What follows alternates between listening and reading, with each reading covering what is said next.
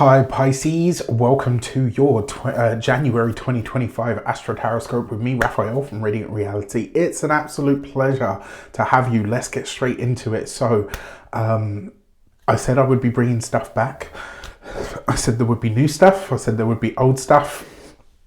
I had a whole bunch of messages and DMs from you guys like, Raph, what are you doing, man? Where are you? What's going on? Why are you holding out on us? So here I am bringing you something that is for everybody, and these are back to stay. With that said, I would like to bless my decks of cards with all forms of love, light, peace, prosperity, and abundance. And I pray that the messages that come through are ultimately clear and concise, and they help you on your path to your highest vibrational good. So let's get into what this month has in store for you. Now, it is worth mentioning this first transit that I'm about to talk about. It's gone blurry. Kicking in a minute. This first transit that I'm going to talk about, if you're watching this on the day that it comes out, the transit is now starting to separate. Okay, so now whenever I'm talking about astrology, remember I'm talking about whole sign, tropical Western astrology for those of you that would like to know. And remember when, so I'm talking about this transit, it sort of perfected around the 3rd of the month. So as you're watching this, it is starting to separate. However, this is the second pass of this transit. So you've got another one to come further on into the year, around the end of Q1, beginning of Q2. All right, so just something to keep in mind. Now, the transit that I want to talk about is Mars opposing Pluto. This is across your, so Mars retrograde in the sign of Leo, Pluto in the sign of Aquarius in your 12th house. This is the 6th, 12th house axis, right? Now, this is a pretty big deal because the 6th, 12th house axis is the health axis, right? So 6th house, physical health and vitality. 12th house, mental and spiritual health and vitality. 6th house is your work as well, drudgery, things that we're slave to. Mars retrograde in the 6th of your work and your health, it potentially stirs up daily habits and routines that need to be checked in some way, while Pluto in your 12th house of your subconscious is bringing hidden fears and unresolved issues to the surface. I've said this before and I will say it ad nauseum, Pisces. You can go through this transit for the next 20 years, right, of Pluto moving through your 12th house. You can go kicking and screaming where it literally just drags you through it, or you can meet it head on. You can do this work. It's going to feel difficult because this is going to be about approaching it head on. It's not something that Pisces as a sign is attuned to, right? You can allow this to be transformed for you and work with it and emerge a wonderful, stronger, more powerful and potent version of yourself. Or you can be dragged kicking and screaming, all right? Like, so I'm just going to say, get ahead of it, right? Get in front of it and just embrace it. Now, Pluto in the 12th of that subconscious, bringing these things to light. It's a time for you to confront where you've been and where you've been overextending yourself or avoiding necessary changes in your habits, right? Now, the fact that these two are opposite each other, an opposition, you can't get past it, you just have to go through. This could be a work situation that arises that makes you go, okay, yeah, I don't want this experience anymore, and I'm going to get really serious about doing something with it. A physical outlet could be really helpful at this time. Some kind of exercise doesn't have to be hard or vigorous. It could just be going for a nice long walk. I walk for 45 to 60 minutes a day, most days. And I tell you, on the days that I don't do it, I notice it, right? This could be really helpful to you. So utilize it in some way. The real growth is going to come from addressing deeper emotional or spiritual patterns that are holding you back. It's a moment really for you to let go of toxic situations that drain your energy and, you know, and it's asking you to really focus on a healthier, more balanced sort of foundation for yourself. Transformation is totally possible through this, but if you're willing to sort of look at what lurks beneath the surface, as it were. And it may be that a friend, it could be a Leo person, it could be a Martian person, so a Scorpio or an Aries. This could be somebody that really stirs something up in you that really pisses you off, quite frankly, But the reason that it gets to you so much or so deeply is because they're speaking truth. And so it makes you kind of really pay attention to something in a powerful way. Now, that Mars, even though it's retrograde, it's in the sign of Leo. Mars likes to be in a fire sign, and it does good work in Leo actually, but it's in the 6th house. So this is an exalted Mars for you. So it's doing good work. You got to take some action around things to do in that depths of self, right? The 12th house axis is also your self-sabotaging tendencies. Your, I like to call it the place where the call is coming from within the house, where like because sometimes your hidden enemy is actually your self-saboteur, right? Like, or as Mama Ru says, your inner saboteur. Sometimes the part of you that doesn't want you to get ahead because it's keeping you safe. You know, this could be coming up at this time for review. Now, for this, you've got the 2 of Cups, so partnerships and relationships are hinted at. You've got the 2 of Pentacles, so 2 2s represents a bond, a pact, or an accord. I will say, using a bond, a pact, or an accord of some sort. Wow, look at that, right? So you've got 3 2s here. 3 2s can represent security. And, you know, I mean, it's really powerful because you've got the 2 of Cups, the 2 of Pentacles, and the 2 of Swords. So what's missing here is the fire. Well, Mars is bringing the fire. So if you've got physical health and vitality routines, rituals, if you want to lose weight, if you're on a mission of some sort to get healthy, to get flexible, to get whatever, the message here is to partner up. Don't do it on your own. Lean on your people. Who are your people? Who are your friends? Who are your collaborators?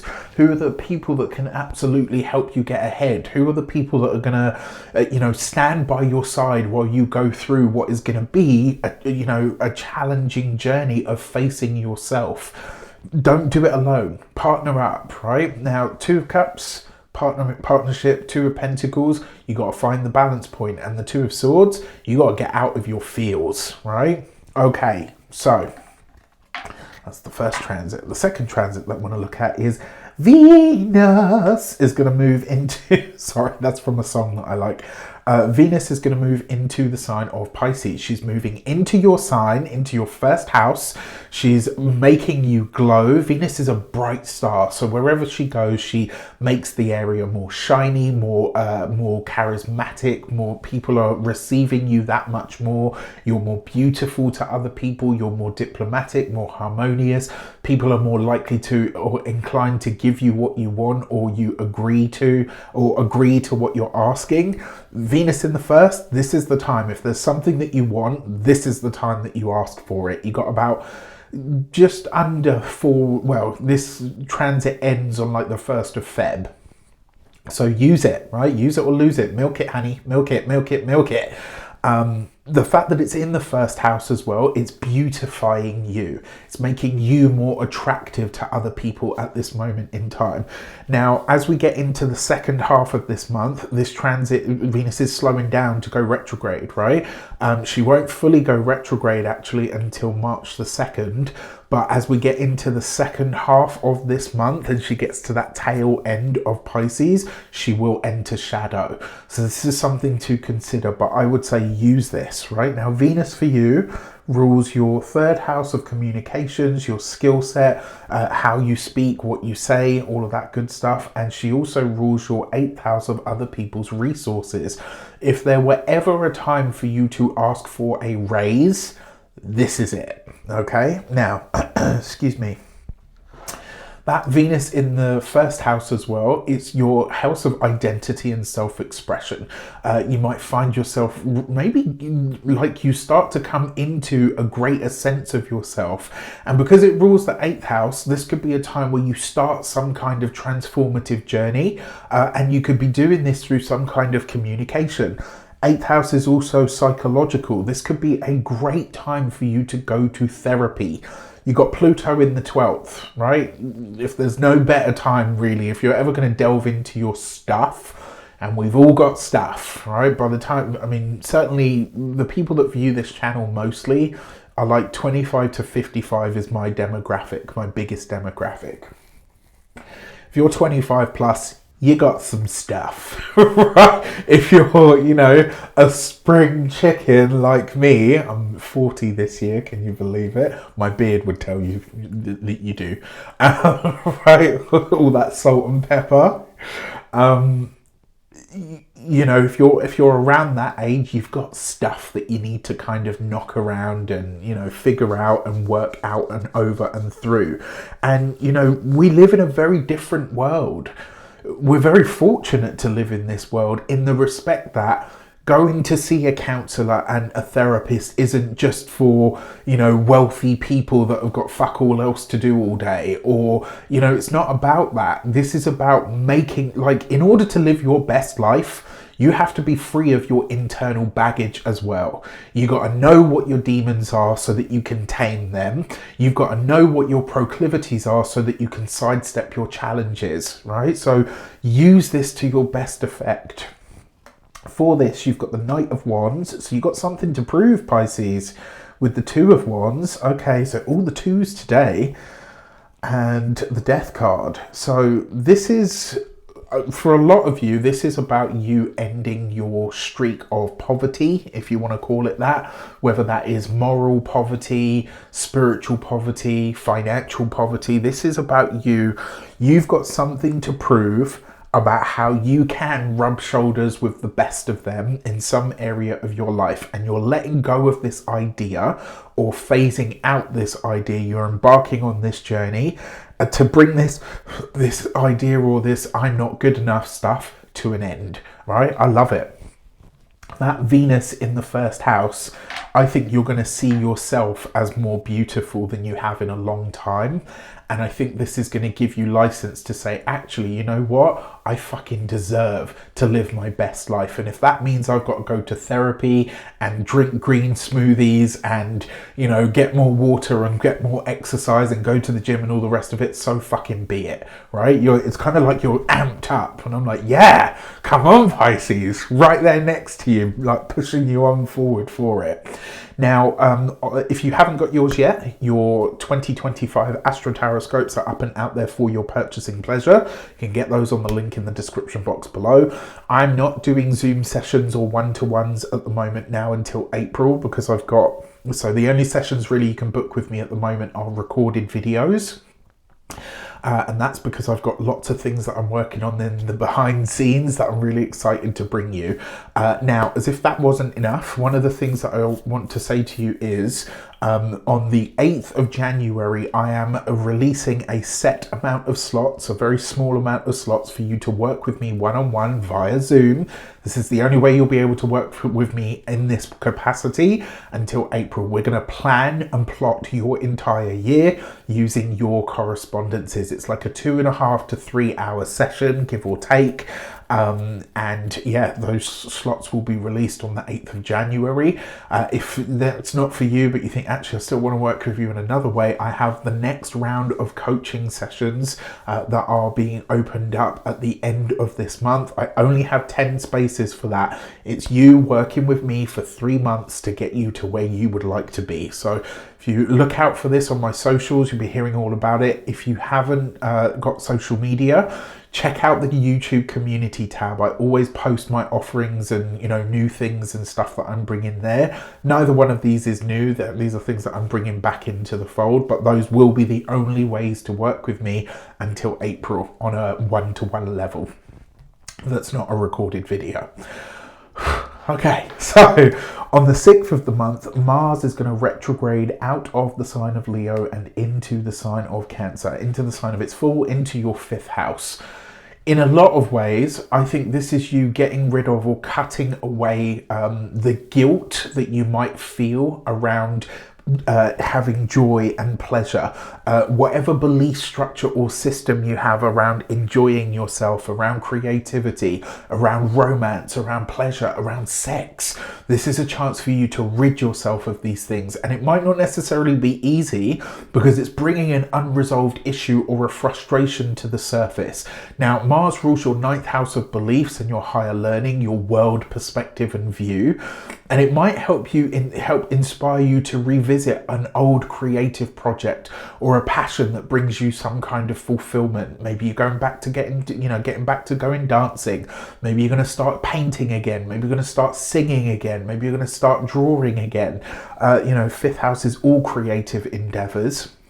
It might be a time where, because Mars for you rules your second house of finances, and it also rules your ninth house of higher beliefs, right? So you might find that at this time you're saying, okay, you know what? I'm going to make time for this. I'm going to make money for this, right? Or maybe I'm going to make money from this as well, right? An old hobby. Now, if you've got children, this could make things a little bit more intense with or around them, that Mars coming into the fifth house. You might start to sort of really separate yourself from what their stuff is versus your stuff. Be mindful of not overexerting yourself at this time. Mars is asking you to slow down and reflect, to think about what's important to you, and to take slow, steady, sustained and deliberate action in that direction. And this is about decluttering your creative sphere and your emotional sense of self as it pertains to these things. This could even be a really good time to do some kind of inner child work for yourself. Now on this, you've got the Justice card. You've got to commit to it though, with the Seven of Pentacles. That's very interesting. And the Ten of Wands. Fifth house is also speculative endeavors. It's things like lotteries, bursaries, not bursaries. It's things like lotteries, grants, windfalls, things that come sort of unexpectedly that's not necessarily earned. It can be speculative endeavors like stocks and shares, investments and stuff. And I say this is interesting because you've got the Seven of Pentacles. If you commit to some kind of investment at this time, be really, hot on this, see a financial advisor, etc. It could be that you decide to go back to an investment or to doing something in some regard. I don't know, even with the Ten of Wands there, I actually like this because it could be as well that for some of you, this might be a time where you're cashing in an investment, where you're pulling the money out of an investment account to do something else with. And it's like, you know what? I want to take that package of 10 dance lessons with this exclusive teacher, and I've got this money in my investments, and you know what? Damn it, I'm going to do that. Not saying that you should, I'm just saying that's one example of how this might play out for you. Now, on the 12th of January, the North Node is going to move into Pisces. The South Node, I don't have a South Node because I hoovered it up, unfortunately. So annoying. Now, the South Node is going to move into Virgo. You will feel this, Pisces, because this is the eclipse cycle officially now moving into your 1st and 7th house. Whenever something happens in the 1st, the 4th, the 7th and the 10th, we feel it in a visceral sense. The North Node is about what we get obsessed with, what we're driving towards, what we feel compelled to really explore or to get that healthy obsession around with or over. The South Node is what we are repulsed by, what we're releasing, what we're removing, what we're saying, you know what, there's no space in my life for this anymore. The 1st house is me, the 7th house is we. The 1st house is me, myself and I. The 7th house is my partnerships, professional, personal or platonic. Now, since the North Node is in Pisces, this is about a really wonderful sense of self-centered, and I don't mean like self-centered, I mean self-centered alignment coming in. You might get more focused on yourself, more focused on your self-expression, on your body, on your outlook. You might say, you know what, I've only got one life and I'm going to live it. And this isn't in the sense of like, oh, YOLO baby, you only live once, and so you start becoming reckless. I don't see it as that. I think this is more a case of, wow, I've only got one life. There's only one of me. I've been doing and giving and self-sacrificing so much recently for however long. I want to focus on myself for a bit. This is an 18-month transit. Right? So you might say to yourself, now is my time. It's my time to focus on me, myself and I, and I'm going to put my money where my mouth is, and I'm going to do what I can about enhancing and making my life as good as it possibly can get. The South Node in that 7th house, this could be where you decide, okay, you know what? It's time for me to get rid of perfection. It's time for me to release this idea that I have to be all things to everybody that I happen to have a partnership or a relationship with. It's where you start to say to yourself, you know what? I'm going to stop feeling like I need to fix other people. I'm going to stop feeling like I need to constantly show up for other people and figure it out for them when they can actually do that for themselves. It's a time for you to detox your connections, to focus on what and who truly supports your growth, not the other way around.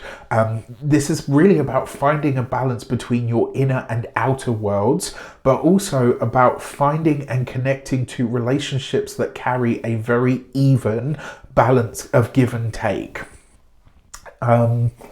It's a really interesting one, to be fair. So for this, you've got the Queen of Cups. So this could be relationships with or around mother. It could also be that the nurturing and nourishing that you pour out to others, you're now ready to give more of to yourself. You've got this with the Magician card. So this is you coming into your own personal power by being ready, willing, and able to nurture yourself in a really big way. And then you've got the King of Pentacles, the Knight of Pentacles. So this is you embarking on a brand new discovery and a brand new journey of responsibility for yourself. Now, remember, your relationships isn't just your significant other. It can be personal, professional, platonic, sometimes familial, and it's also contracts and commitments. And I feel like this is you saying to yourself, you know what, instead of putting all my focus here as I usually do, let me bring it back to myself and give myself the gift of investing in me what I invest in others all the time. All right, this is the start of something really incredible for you, Pisces. I also think that this might be a wonderful moment where your own intuitive and personal power sort of really comes under your control that much more. And the key to that, if your intuition, your personal power, your energy, you know, whatever you want to call your personal magic, if you've been struggling to get a hold of that, the key really to getting a hold of it and commanding it at will be through that North Node. This is a time for you to start getting really selfish. And sometimes this is a needed thing, right? The more you start to really focus on yourself, what you want, what you need, your physical health and vitality, your mental health and vitality especially, the more you start to really focus and hone in on yourself and tightening up all of those aspects of self and making them better, the more personal power and intuitive faculty you will be in control of. All right? Okay, so let's have a look at your lunations. On the 13th of the month, there is going to be a full moon in the sign of Cancer in your 5th house, conjunct Mars, sextile Uranus, and then and also trine to the North Node and Neptune, right? So this is all a pretty big deal. It's a 5th house full moon. This is highlighting your creativity, your joy, your romance, your self-expression. It's going to see you start to really look at yourself and say, wow, you know what? I'm going to Mars, cut away or remove anything that no longer feels like it's authentically me. And because it's the moon, this is about your feelings. It's potentially showing up and saying, wow, you know what? I don't feel like I've been able to really express myself. I don't feel like I've really been able to say or do what I feel like doing. And here's what I'm ready to do about it now. That Neptune and the North Node in the 1st house of your identity, this could be you amplifying that and saying, actually, not only is who I am worthy and valuable, but who I am deserves to be seen by the world, and I deserve to put myself out there. This is really a time where I think you're going to be very clear on what fears and doubts you have around self-expression or putting yourself out there to date even. If you've got children, this could be maybe one of them leaves home, something along those lines. That Mars energy for you also rules the 2nd house. So this could be you saying, right, you know what, this needs to be conquered now because I'm ready to make more money. I'm ready to start really bringing in, more of these resources that I have. And I'm going to do this by creating new revenue streams or a new lane for myself. So your message from the Human Design Oracle deck is...